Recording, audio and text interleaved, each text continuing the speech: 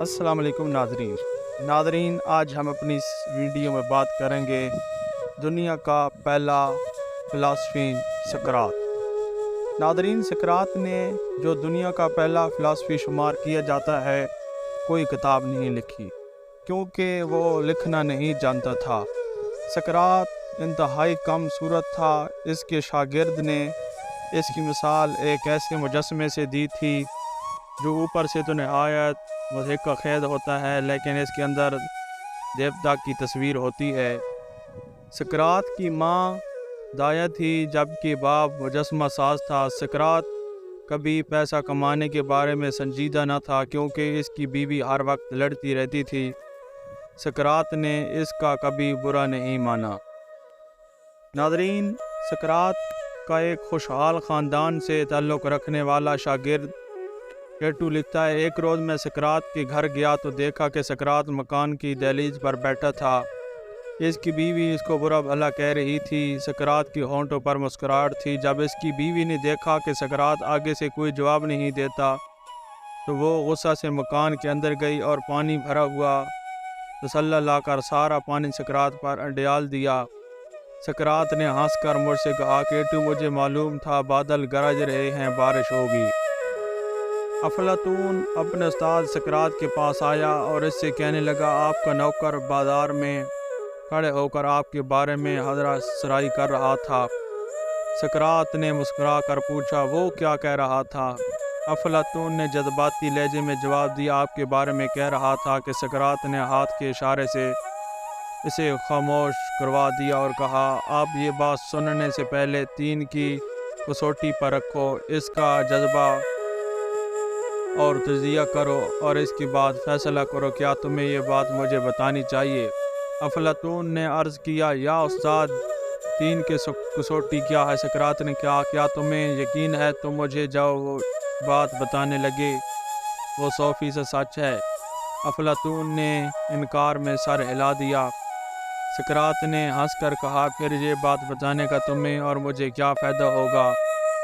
افلاطون خاموشی کے ساتھ سقراط کا چہرہ دیکھنے لگا۔ سقراط نے کہا، یہ پہلی کسوٹی تھی، اب ہم دوسری کسوٹی کی طرف آتے ہیں۔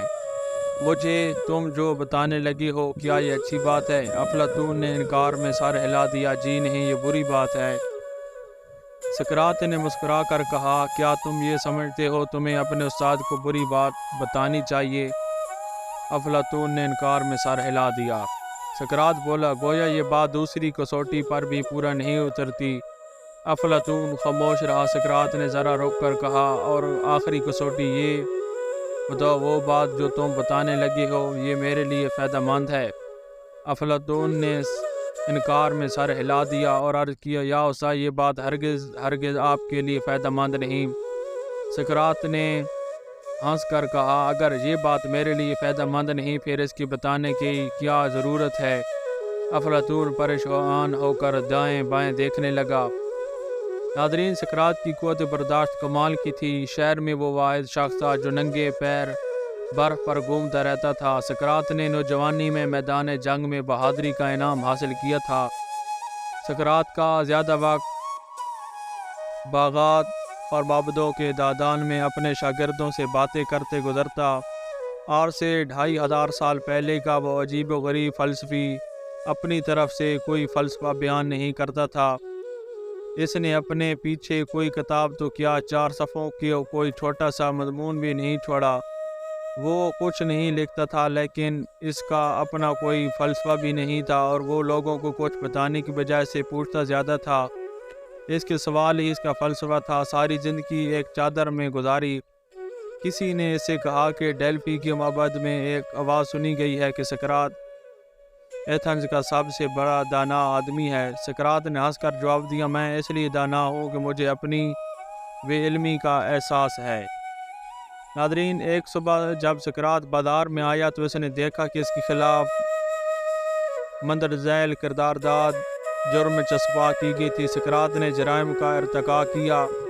اس کا پہلا جرم یہ کہ وہ 3 دیوتاؤں کی پرستش نہیں کرتا جن کو یہ شہر پوجتا ہے۔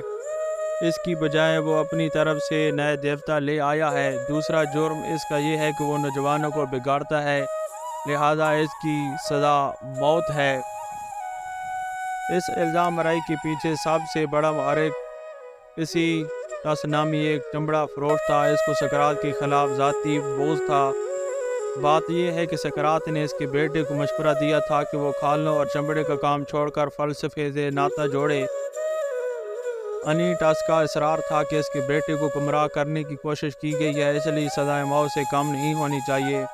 یوں چمڑا اور علم ایک دوسرے کے سامنے آ گئے۔ فتح چمڑے کو حاصل ہو گئی۔ سقراط کو گرفتار کر لیا گیا، اس پر مقدمہ شروع ہو گیا۔ سقراط چاہتا تو موت کی سزا سے بچ سکتا تھا۔ وجہ یہ ہے کہ ایتھنز کے قانون میں یہ گنجائش موجود تھی کہ موت کی سزا پانے والا کوئی شخص جلا وطنی کے متبادل سزا کے طور پر چن سکتا تھا۔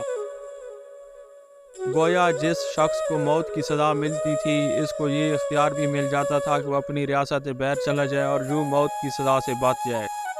سقراط یہ اختیار کر سکتا تھا مگر اس طرح بچ نکلنے پر تیار نہیں تھا۔ اس کا وقت آن چکا تھا، وہ جانے کے لیے تیار تھا جب سقراط کی زندگی کا آخری دن آیا۔